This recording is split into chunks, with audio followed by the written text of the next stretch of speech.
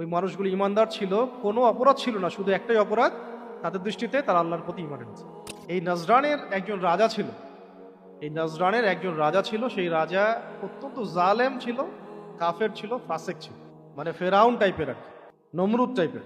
এবং সেই রাজার মন্ত্রণালয় তো আছেই, মন্ত্রণালয়ের মধ্যে একজন বিশেষ ব্যক্তি ছিল, সে একজন জাদুকর। সেই রাজার মন্ত্রণালয়ে একজন বিশেষ ব্যক্তি ছিল, যে ছিল একজন জাদুকর, জাদুবিদ্যার চর্চা করত। এবং সেই ব্যক্তি রাজার ওই রাইট হ্যান্ড বলে না, এরকম আর কি, খুব কাছের মানুষ। একদিন সেই জাদুকর বলছিলেন যে আমার বয়স হয়ে যাচ্ছে, আমি বৃদ্ধ হয়ে যাচ্ছি, তা আমার এই এলেম কালাম আমি রেখে যেতে চাই, কাউকে শিখিয়ে যেতে চাই। আপনি এমন কাউকে নিযুক্ত করুন যাকে আমি জাদুবিদ্যা শিখিয়ে দিই। লেগেসি লেগেসি ধরে রাখতে হবে।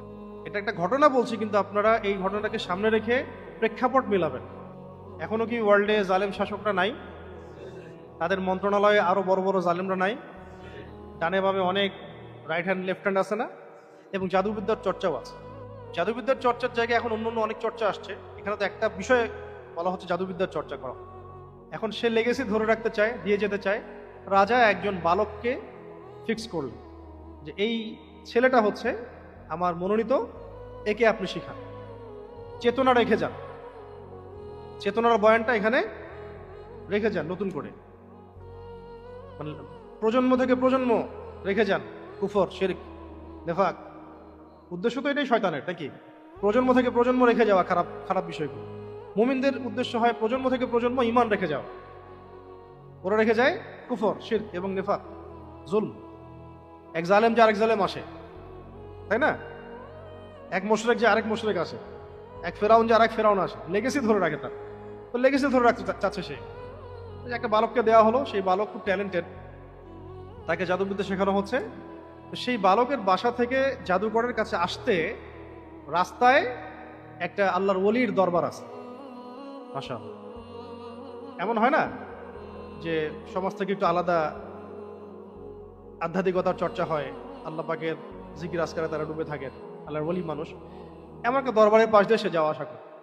তো একদিন সে ওখানে বসে পড়ছে, বসে পড়ে সে আল্লাহর ওলির কথা শুনছে।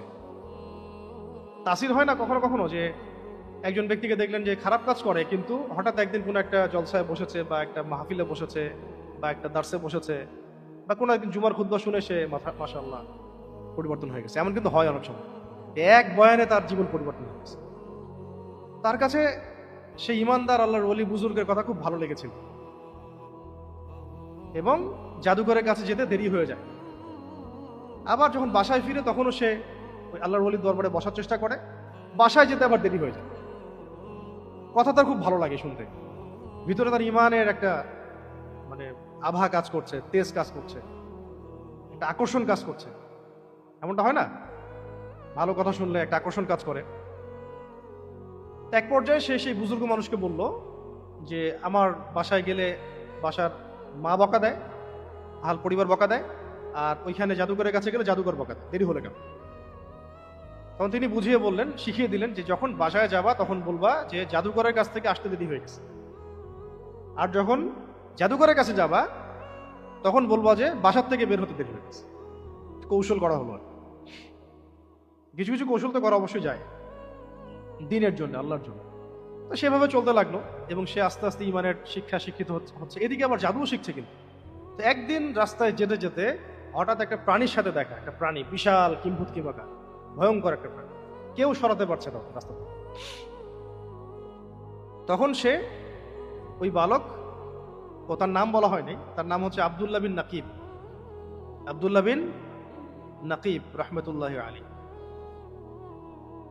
তো তিনি তীর বের করলেন একটা, কোনো বর্ণনা আসছে যে একটা পাথর হাতে নিলেন এবং নিয়ে বললেন আজকে আমি পরীক্ষা করে দেখব জাদুকরের জ্ঞান সহি নাকি আল্লাহর ওলির জ্ঞান সহি। জাদুকর আল্লাহর কাছে বেশি প্রিয় না আল্লাহর ওলি আল্লাহর কাছে বেশি প্রিয়? জাদুকরের ধর্ম সঠিক নাকি আল্লাহর ওলির ধর্ম সঠিক? জাদুকরের আদর্শ দর্শন সঠিক, মতবাদ সঠিক, নাকি আল্লাহর এই ওলির আদর্শ মতবাদ সঠিক? সে আল্লাহর নাম নিয়ে ছুটল, তীরটা ছুটল, এক তিলেই মানে এক তীরেই এক পাথরেই সেই জানোয়ার মারা গেল। এবং তার মধ্যে ইয়াকিন পয়দা হলো যে সে যেটা উত্তর খুঁজছিল, হেদায়েত যেটা খুঁজছিল, পথ খুঁজে পাচ্ছিল না, আল্লাহ পাক তাকে জানিয়ে দিলেন এবার, আলহামদুলিল্লাহ। এই ঘটনা সে গিয়ে আবার আল্লাহর ওলিকে গিয়ে বলল, এবং সে তাকে বলল যে তুমি আমার চেয়ে অনেক বড় মাকাম মর্যাদা হাসিল করেছো আল্লাহর কাছে। আমার মনে হচ্ছে তুমি আমার চেয়েও বড় মাকাম মর্যাদা আল্লাহর কাছে হাসিল করে ফেলছো, এবং এখন তোমাকে কিন্তু পরীক্ষা করা হবে। দুটো কথা বলে দিলাম। আমার মনে হচ্ছে যে তুমি আমার চাইতেও বড় মাকাম আল্লাহর কাছে হাসিল করেছো, এবং এখন তোমাকে পরীক্ষা দিতে হবে। যাকে আল্লাহ পাক কবুল করবেন তাকে পরীক্ষা দিতে হবেই। যার যে দিনের পথে চলবে কিন্তু পরীক্ষা নাই, তার দিনের পথে চলার মধ্যে গলত আছে। ঈমান আনলে, প্রকৃত ঈমান আনলে পরীক্ষা দিতে হবেই। পারিবারিক হোক, সামাজিক হোক, রাষ্ট্রীয় হোক, হ্যাঁ, জুলুম নির্যাতন আসবেই, গীবত, তহমত, অপবাদ আসবেই, জীবনও দিতে হতে পারে। এটা একটা চিরায়ত সুন্নাত টেস্ট করার যে আসলেই আমরা ঈমানের উপর আছি নাকি মুনাফিকের উপর আছি। আমরা তখন মনে করি যে খুব কমফোর্ট জোনে থাকবো, আমার গায়ে কোনো কাদাও লাগবে না, টোকাও লাগবে না, এইভাবে আমি দিনের কায়েম করে ফেলবো এখন। এটা কখনো সম্ভব না, কশ্চিন কালেও সম্ভব না। দিনের পথে চলতে গেলে বাধা বিপত্তি আসবেই, এবং যাকে আল্লাহ পাক যত বেশি মহব্বত করেন, যত যত পছন্দ করেন, যত উঁচু মাকাম দিতে চাবেন, তার উপর তত বেশি পরীক্ষা আসবে। এটা বাস্তব। যাদের উপর এগুলো কিছুই আসবে না, তাদের ভাবা উচিত তাদের ঈমান কতটুকু পাকাপোক্ত, তাদেরই ভাবা উচিত। তার ওস্তাদ তাকে বলে দিলেন, এবার তোমাকে পরীক্ষা করা হবে। এখন তার ওস্তাদ মানে এই বুজুর্গ ব্যক্তি একটা খাস বিষয় জানতেন, সেটা হলো আল্লাহর ইসমে আজম। আল্লাহর ইসমে আজম। আপনারা প্রশ্ন করতে পারেন ইসমে আজম কি? আল্লাহ পাকের সমস্ত নামগুলোকে বলা হয় আসমাউল হুসনা, সুন্দর সুন্দর নামগুলো, যেমন আল্লাহ আর রহমান আর রহিম, আল মালিক, আল কুদ্দুস, আল সালাম, আল মুমিন, আল মুহাইমিন, আল আজিজ, আল জব্বার, আল মুতাকাব্বির, আল খালিক, আল খালিক, আল বারি, আল মুসাউবির, আছে না? বহু নাম আছে। তো এরকম নামগুলোর মধ্যে কিছু ইসমে আজমও আছে। কেউ বলেন যে একটা ইসমে আজম, কেউ বলেন একাধিক, আল্লাহ ভালো জানেন। কোন কোন কিতাবে পাওয়া যায় যে আল্লাহ নামটাই ইসমে আজম, আল্লাহ নামটাই ইসমে আজম। আবার কোন কোন জায়গায় আরো কিছু নাম অতিরিক্ত আছে যেগুলোর মধ্যে ইসমে আজম আছে, এমন বলা হয়। ইসমে আজমের ফজিলত কি? এটা আল্লাহ পাকের নামগুলোর মধ্যে একটা মর্যাদাপূর্ণ, একটা শ্রেষ্ঠ নাম, যে নামের ওসিলা দিয়ে দোয়া করলে দোয়া কবুল হবে। যে নামের ওসিলা দিয়ে দোয়া করলে দোয়া কবুল হয়ে যায় ইনশাআল্লাহ, যদি বাকি বিষয়গুলো ঠিক থাকে, যেমন রিজিক হালাল আছে বা দোয়া ঠিক আছে, তাড়াহুড়া করছেন ইত্যাদি।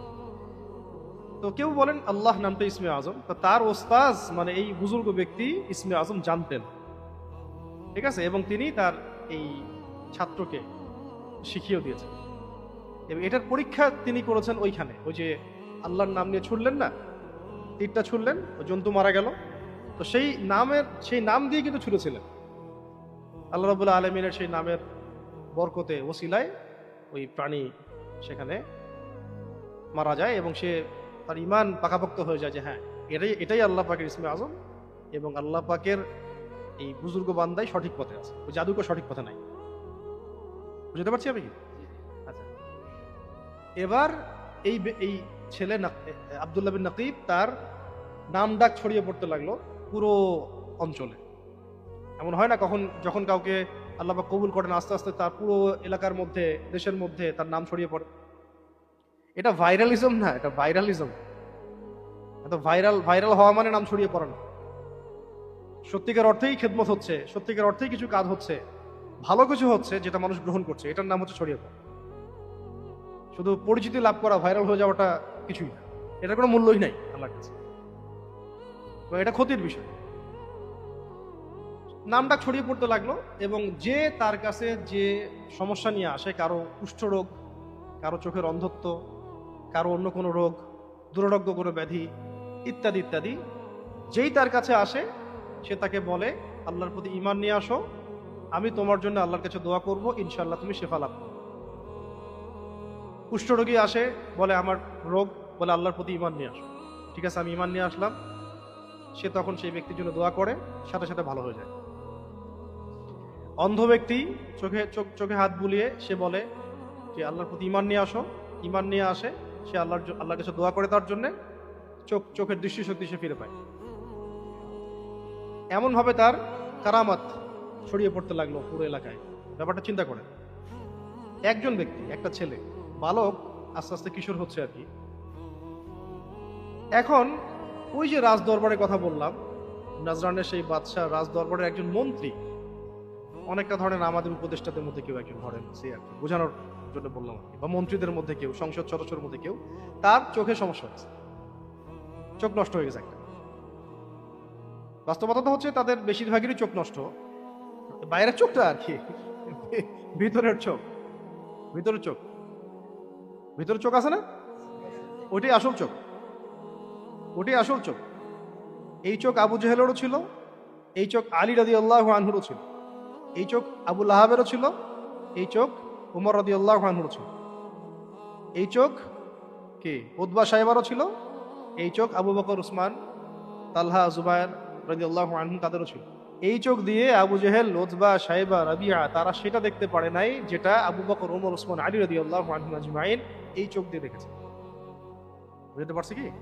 আচ্ছা, সো নষ্ট হয়ে গেছে চোখ। সেই মন্ত্রী আসছে, আসার পরে বলেছে আমি শুনেছি আপনি চিকিৎসা করতে পারেন, ভালো করতে পারেন, আমার জন্য আপনি কিছু করেন। সেই বালক স্ট্রেট বলে দিয়েছে যে আমি কিছু করতে পারি না, আমি কিছু করতে পারি না, যা ক্ষমতা সব আমার রবের। আপনি যদি আমার রবের প্রতি ঈমান নিয়ে আসেন, আমি আপনার জন্য দোয়া করব, ইনশাআল্লাহ আপনার চোখ ভালো হয়ে যাবে। তো সে তাই করলো, ঠিক আছে, ঈমান নিয়ে আসলো। সেই ব্যক্তি তার চোখে হাত দিল, মানে বালক তার চোখে হাত দিয়ে আল্লাহর কাছে দোয়া করে দিল। আল্লাহ রাব্বুল আলামিনের রহমতে তার চোখের দৃষ্টিশক্তি ফিরে আসলো। কথা বুঝতে পারছেন? কি বলছিলাম জানি, ওই কথা শুনে ওই মন্ত্রী, হ্যাঁ ওই মন্ত্রী যখন বলল যে আমি আমার চোখে অন্ধত্ব দেখা দিয়েছে, আমি শুনেছি যে আপনি চোখের দৃষ্টিশক্তি ফিরিয়ে দিতে পারেন, তাহলে আমার দৃষ্টিশক্তি ফিরাই দেন। তো সে বলেছে আমি কিছু করতে পারি, আপনি যদি আমার আল্লাহর প্রতি ঈমান নিয়ে আসেন, তাহলে আমি তার কাছে দোয়া করব, ইনশাআল্লাহ আপনার চোখ ভালো হয়ে যাবে। এবং মন্ত্রী তাই করে, সাথে সাথে চোখ ভালো হয়ে যায়। এবার পরের দিন সেই মন্ত্রী যখন গিয়েছে রাজ দরবারে, তো রাজা, মানে প্রধানমন্ত্রী আর কি, প্রধানমন্ত্রী বা প্রাইম মিনিস্টার বা প্রেসিডেন্ট বা প্রধান উপদেষ্টা যাই বলেন, তো সে দেখেছে কি ব্যাপার, তোমার না চোখ অন্ধ ছিল, কিভাবে ভালো হলো? সে বলেছে যে আমার রব ভালো করে দিয়েছে, আমার রব ভালো করে দিয়েছে। তো রাজা বলছে তার মানে আমি? না না, আপনি কেন? আপনি না, যিনি আপনার রব, আমার রব সবার রব। এই কথা কোত্থেকে শিখলাম? আমার জানা মতে তো এই এলাকায় আমি ছাড়া আর কেউ রব নাই, তোমাদের কওমের মধ্যে তো আমি ছাড়া আর কেউ রব নাই। ফেরাউনের মতো আর কি, ফেরাউন কি বলেছিল যে আনা রব্বুকুমুল আ'লা, আমি তোমাদের মহান রব, আমি তোমাদের মহান প্রভু, আমি ছাড়া তোমাদের কোনো প্রভু আছে আমি তো জানি না। তো ওরা যে অর্থে রব বলতো না, এখনকার বিশ্বের পরাশক্তি আপনি যাদের কথা বলছেন, তারাও একই অর্থেই রব দাবি করে। শুধু শুধু ওরা বলে যে উপরওয়ালা একজন আছে। জমিনের মধ্যে যত বিধান, আইন, যা যা সিস্টেম, এগুলো তারা নিজেদের মন গড়া উসুলেই করে, আল্লাহর বিধানকে তারা মোটেই পরোয়া করে না। কোনো কোনো ক্ষেত্রে বলতে পারি যে 5 পয়সাও পরোয়া করে, বরং আল্লাহর বিধানের বিপরীত বিধান তারা চাপিয়ে দেয়। এবং কিভাবে আল্লাহ রাব্বুল আলামিনের দ্বীনকে জমিন থেকে মিটিয়ে ফেলা যাবে সেই প্রচেষ্টায় সারা দিন রাত ব্যস্ত থাকে। এমন কোনো সেক্টর নাই যে সেক্টর দিয়ে তারা চেষ্টা করে না আল্লাহর দ্বীনকে জমিন থেকে মিটিয়ে দিতে। ওইটা আল্লাহ পাক মুখের ফুৎকারের সাথে তুলনা করেছেন। ইউরিদুনা লিইউতফিউ নূরাল্লাহি বিআফওয়াহিহিম ওয়াল্লাহু মুতিম্মু নূরিহি ওয়ালাউ কারিহাল কাফিরুন। সূরা সফের মধ্যে আছে যে তারা চায় নিজেদের মুখের ফুৎকারে আল্লাহর নূরকে নিভাই ফেলে। আল্লাহ রাব্বুল আলামিন তার নূর বা আলোকে প্রজ্বলিত করবেন, যদিও কাফেররা এটা পছন্দ করে না। তো সেও বলছে যে তার মানে আমি না, আপনি না, আপনার আমার উভয়ের রব আল্লাহ। তুমি এটা কোত্থেকে শিখছো? আমি শিখেছি ওই বালকের কাছে। ঠিক আছে, প্রথমে তো মন্ত্রীকে আচ্ছা মতো মাইক দেওয়া হলো আর কি, যেটা ওই তো কাজ তো এটাই, ইমানদারদের এগেনস্টে কাজ তো একটাই, ধরো আর পিটাও। ধরো আর মারো, জেল দাও, শুলি দাও, ফাঁসি দাও বা ইত্যাদি ইত্যাদি, এছাড়া আর কি করার আছে? এখন এই বালককে ডেকে আনা হলো, বলো তোমাকে না জাদুবিদ্যা শিখতে দিছিল?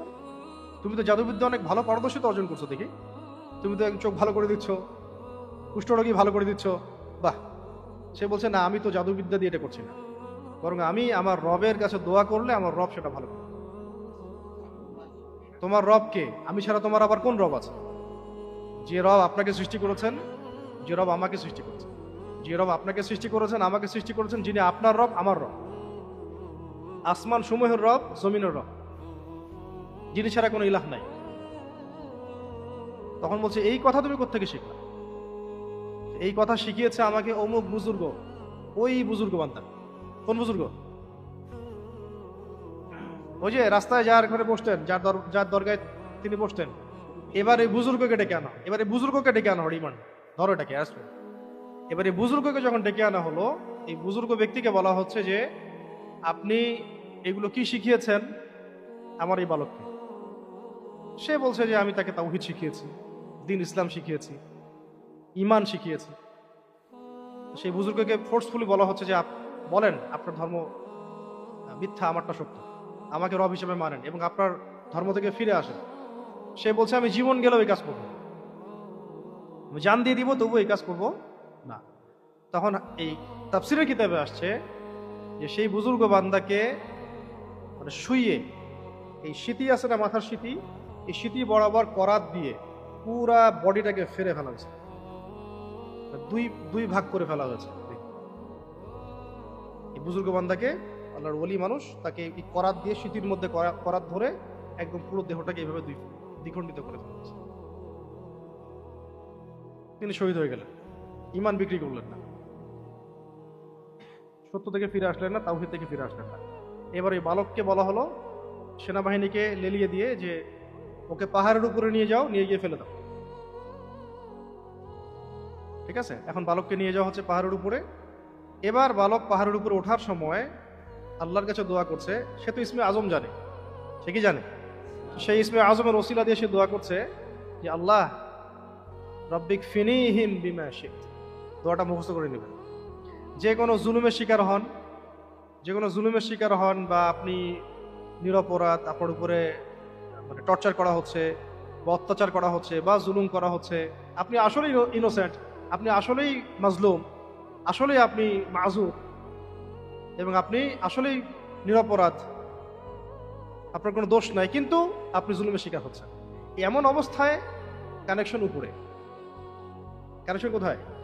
উপরে। এবং এটা হচ্ছে সেই দোয়া, রব্বিক ফিনিহিম বিমা শিত। বা শক্তিশালী শত্রু আপনার সামনে, লড়াই করার আপনার ক্ষমতা নাই, শত্রু বাতিল কিন্তু শক্তিশালী, লড়াই করার ক্ষমতা আপনার নাই, আমার নাই, তখন এটা হচ্ছে আমাদের অস্ত্র। সেই বালক বলল রব্বিক ফিনিহিম বিমা শিত, হে আমার রব, হে আমার আল্লাহ, আপনি যে মানে যা চান, যেভাবে চান, সেভাবেই এই শত্রুদের বিরুদ্ধে আমার জন্য যথেষ্ট হয়ে যায়। অর্থটা হচ্ছে এরকম, রব্বিক ফিনিহিম বিমা শিত, হে আমার রব, আপনি তাদের বিরুদ্ধে আমার পক্ষে যেভাবে চান যথেষ্ট হয়ে যায়। কিভাবে আল্লাহ করবেন সেটা আল্লাহ আপনার ব্যাপার, আপনি যেভাবে চান যথেষ্ট হয়ে যায়।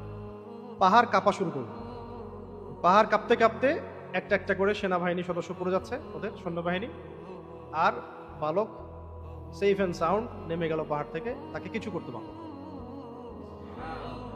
দোয়াটার নাম কি? দোয়াটা কি বললাম? রব্বিক ফিনিহিম বিমা শিত, রব্বিক ফিনিহিম বিমা শিত। এটা মুখস্থ করে নেবেন। আরেকটা দোয়া আছে, আল্লাহুম্মা ইন্না নাজআলুকা ফি নুহুরিহিম ওয়া নাউযু বিকা মিন শুরুরিহিম। আল্লাহুম্মা ইন্না নাজআলুকা ফি নুহুরিহিম ওয়া নাউযু বিকা মিন শুরুরিহিম। এটা একটা দোয়া আছে। আরো আছে, আল্লাহুম্মা মুনজিলাল কিতাব ওয়া সারিআল হিসাব ইহজিমিল আহজাব আল্লাহুম্মা হাজিমহুম ওয়া জালজিল। এটা আরো অনেক বড় কঠিন দোয়া, অত বড় দোয়া সবসময় করতে হয় না। রব্বিক ফিনিহিম বিমা শিত। আচ্ছা, এবার রাজদরবারে যখন সে চলে আসছে, কি ব্যাপার, তোমাকে না মারতে পাঠালাম, তুমি এভাবে চলে আসলা যে আপনার সেনাবাহিনী আমাকে মারতে পারে না। ঠিক আছে, আরেকটা, এবার স্পেশাল ফোর্স পাঠানো হচ্ছে, একে ধরে সমুদ্রে নিয়ে যাও, সমুদ্রে নিয়ে মাছ সমুদ্রে ডুবিয়ে দেব। বাস, নিয়ে যাওয়া হলো। সমুদ্রের মাঝখানে গিয়ে আবার একই দোয়া, রব্বিক ফিনিহিম বিমা শিত, রব্বিক ফিনিহিম বিমা শি'ত, ব্যাস সমুদ্র উদ্বেলিত হওয়া শুরু হলো, ঝড় আসা শুরু হলো, ডুবে যাচ্ছে জাহাজ, এবং ওই তাদের সেনাবাহিনী সবাই একে একে ডুবে মরে গেল। ওই ছেলের কিছুই হলো না, সে সুন্দর মতো সাঁতরে চলে আসলো আবার রাজদরবারে আসার পরে তাকে বলা হচ্ছে যে তোমাকে এবারও মারতে পারে নাই, এবারও মারতে পারে, তা আপনার সেনাবাহিনী, আপনার পুরো রাজত্বের শক্তি মিলে আপনি আমাকে মারতে পারবেন না, আপনার পক্ষে আমাকে মারা সম্ভব না, শুধু একটা উপায় আছে যে উপায়ে আপনি আমাকে মারতে পারবেন। তো রাজা জিজ্ঞাসা করছে কি সেই উপায়? শুধু একটা উপায় আছে যে উপায় দিয়ে আপনি আমাকে মারতে পারবেন। রাজা বলছে সেটা কি উপায়? তখন সেই ব্যক্তি, অর্থাৎ ওই বালক বলতে এখন তো একটু যুবকের মতোই, কিশোর যুবক, সে বলছে যে আগে এই পুরো এলাকার, মানে এই পুরো রাজ্যের সমস্ত মানুষকে একটা জায়গায় জড়ো করতে হবে। আগে এই রাজ্যের সমস্ত মানুষকে একটা ময়দানে একত্রিত করতে হবে, আমাকে একটা খেজুর গাছের সাথে বেঁধে দিবেন, দিয়ে আমার এই পিছন থেকে একটা তীর বের করবেন, এবং সেই তীর যখন ছুঁড়বেন তখন বলবেন বিসমিল্লাহি রব্বি হাযাল গুলাম, অর্থাৎ এই বালকের রবের নামে তীর ছুটছে, এই বালকের রবের নামে তীর ছুটছে। তো যারা খুব স্বৈরাচারী হয়, জালেম হয়, হ্যাঁ, প্রতাপশালী হয়, তারা কিন্তু মাথা মোটা হয়, তারা সামান্য দুনিয়ার তারা তো অদূরদর্শী হয়, পরকাল তো দেখে না, পরকাল তো দেখেই না, এমনকি দুনিয়ারও হয়তো খুব কিঞ্চিত, আমরা বলি না কাছের ভবিষ্যৎ দেখতে পারে, অদূর ভবিষ্যৎ দেখতে পারে, কিন্তু ডিপ ফিউচার দেখতে পারে না। ওই বসিরা, প্রজ্ঞা তাদের থাকে না, একটু মাথা মোটা টাইপের হয় আর কি। পেশি শক্তি কাজে লাগায়, মনে করে যে মার কাট করলেই সব সমাধান হবে। আসলে বিজয় যে আসলে আদর্শের, মুহাম্মদ সাল্লাল্লাহু আলাইহি ওয়াসাল্লাম দুনিয়াতে এখন নেই, কিন্তু তার আদর্শ যে কোটি কোটি কোটি কোটি মানুষের হৃদয়ের মধ্যে আছে। বিজয়টা কাকে বলে? আসলে ইব্রাহিম আলাইহিস সালাম দুনিয়াতে নেই, ইব্রাহিম আলাইহিস সালামের তাওহীদের চেতনা কোটি কোটি মানুষের মধ্যে আছে না, কিন্তু ইনস্ট্যান্ট তারা যেটা দেখে সেটাকে বিজয় মনে করে। জালেমরা ইনস্ট্যান্ট যেটাকে দেখে ওটাকে বিজয় মনে করে। এখন আমরা জানি বিজয় মানে হচ্ছে পরকালীন চিরস্থায়ী সাফল্য। দুনিয়াতেও ইমান সত্য বিজয় লাভ করে, ইনসাফ বিজয় লাভ করে, কিন্তু হয়তো দৃশ্যমান হতে একটু সময় লাগে, দৃশ্যমান হতে একটু সময় লাগতে পারে। তো এই রাজাও একটু মাথা মোটাই ছিল, সে মেনে নিল প্রস্তাব, ঠিক আছে, পুরো রাজ্যের সমস্ত মানুষকে একটা মাঠের মধ্যে ডেকে নিয়েছে। চিন্তা করেন দৃশ্যটা, একটা রাজ্যের বেশিরভাগ মানুষকে সে একটা বিশাল ময়দানে একত্রিত করেছে, এবং বাচ্চাটাকে, মানে বালকটাকে গাছের সাথে বেঁধে ফেলছে, এবং তার তীর ধনুকটা নিয়ে সবার সামনে তীর নিক্ষেপ করছে আর বলছে বিসমিল্লাহি রব্বি হাযাল গুলাম, বিসমিল্লাহি রব্বি হাযাল গুলাম, আল্লাহর নামে তীর ছুটছি, মানে সরি, এই বালকের রবের নামে তীর ছুটছি, এই বালকের রবের নামে তীর ছুটছি। তীরটা ছোড়া হলো, এবং তাফসীরের কিতাবে আসছে যে তীরটা গিয়ে ঠিক বালকের এই কানের নিচে গিয়ে লাগলো। কোথায়? ঠিক বালকের কানের নিচে গিয়ে লাগলো, তীরটা স্পর হয়ে গেল। কারোর সাথে মেলান, কারোর সাথে মেলে? ঠিক ওই বালকের কানের নিচে গিয়ে ওই তীরটা লাগলো, এবং তীরটা স্পার হয়ে গেল, এবং সেই বালক ওখানে শাহাদাত বরণ করল। ওমর রাদিয়াল্লাহু আনহুর সময়ে যখন ইসলাম বিজয় লাভ করেছে পুরো অর্ধবিশ্বে, তখন আব্দুল্লাহ বিন নাকিব রহমতুল্লাহ আলী, এই যে বালকের কথা বলছি, বিস্ময় বালক, আত্মহুতির মানে জাজল্যমান নিদর্শন যিনি দেখিয়ে গেছেন, তার মাকবারা বা কবর খুঁজে পাওয়া যায়, তার কবর খুঁজে পাওয়া গিয়েছিল, এবং তার লাশটাও পাওয়া গিয়েছিল। দেখা গিয়েছিল যে তার লাশটা ঠিক ওইভাবে আছে, এবং ওই জায়গায় যেখানে তীর লেগেছিল ওখানে হাতটা ওখানেই আছে, এইভাবেই তিনি আছেন। পরে ওইভাবে তাকে আবার দাফন করে দেওয়া হয়। শহীদদের লাশ অক্ষত থাকে, আল্লাহর ওলিদের লাশ জমিনে অক্ষত থাকে, নবীদের লাশ অক্ষত থাকে। এখনো বহু মানুষের এমন কবর থেকে লাশ বের হয়ে যায়, এখন লাশ অক্ষত আছে, এমন হয়। কিন্তু নবীদের তো হবেই, নবীদের তো মাটি তো হারাম করে দেওয়া হয়েছে, মাটির উপর এটা হারাম করে দেওয়া হয়েছে। নবীদের দেহ তারা কখনো ইয়ে করতে পারবে না, মানে স্বাভাবিক যেটা হয় হবে না। তো আব্দুল্লাহ বিন নাকিব রহমতুল্লাহ আলী তার লাশটা অক্ষতই আছে এখনো। তো এখন যখন মানুষ দেখলো, খেয়াল করে দেখেন বিষয়টা, যখন মানুষ দেখলো যে এই রাজা এই বাচ্চাটাকে মারতে পারছিল না, এত চেষ্টা করলো মারতে পারলো না, শেষমেশ সবাইকে একত্রিত করে এই বাচ্চার রবের নামে তীর ছোড়ার পরে সেই বাচ্চা মারা গেল।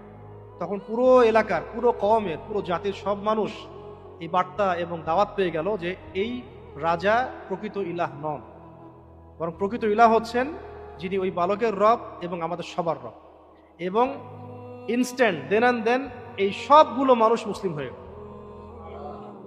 মানে একজন ব্যক্তির জীবনের আত্মহুতির বিনিময়ে পুরো এলাকার, পুরো জাতির, পুরো রাষ্ট্রের সমস্ত মানুষ দ্বীন ইসলাম কবুল করল। চিন্তা করছেন? এবার রাজার তো মাথা খারাপ, একজনকে মারতে গিয়ে এই অবস্থা, যার জন্য এই ব্যক্তিকে হত্যা করলাম সে আদর্শ তো সিনা থেকে সিনায় ছড়িয়ে পড়ল।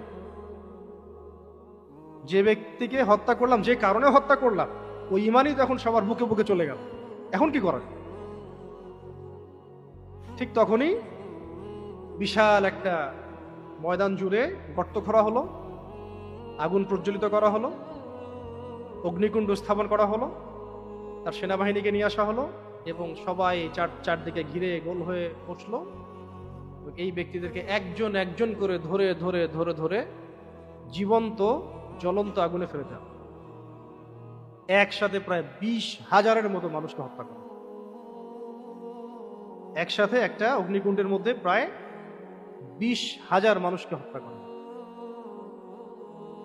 এটা একটা ঐতিহাসিক ঘটনা, যেটা আল্লাহ পাক কোরআনে বলেছেন, তাফসীরে বিস্তারিত আছে। একজন একজন করে ফেলা হচ্ছিল, তারা সবাই ইমানের পরীক্ষায় পাশ করছিলেন, সবাই লাভ দিচ্ছিলেন। যারাই লাভ দিয়েছে আগুনে, যাদেরকে ফেলা হয়েছে আগুনে, তারা আগুনে পড়া মাত্রই জান্নাতে চলে গেছেন। শুধু শুধু একজন মা, যার কোলে একটা বাচ্চা ছিল, সেই মা আগুনে যখন তাকে ফেলানোর জন্য ফোর্স করা হচ্ছে, তিনি পড়তে ইতস্তত বোধ করছেন যে আমার ছেলের কি হবে, দুধের বাচ্চা। ঠিক ওই মুহূর্তে আল্লাহ রাব্বুল আলামিন ওই বাচ্চার জবান খুলে দিলেন এবং ওই বাচ্চা কথা বলা শুরু করলো। কোলের বাচ্চা, দুধের বাচ্চা, সে বাচ্চা বলল যে ইসবির ইয়া উম্মা, হে আমার মা, তুমি সবর করো, ফাইন্নাকি আলাল হক, নিশ্চয়ই আপনি সত্যের উপরে আছেন। তারপরে তারা লাভ দিলেন বাচ্চা সহ। এই ঘটনাটা সত্য ঘটনা। আসহাবুল উখদুদ বলা হয় তাদেরকে, যারা এই মানুষগুলোকে পুড়িয়ে মেরেছে, ইমানদারদেরকে পুড়িয়ে মেরেছে, এবং তারা চারপাশে বসে বসে এই দৃশ্য অবলোকন করেছে। ওই মানুষগুলো ইমানদার ছিল।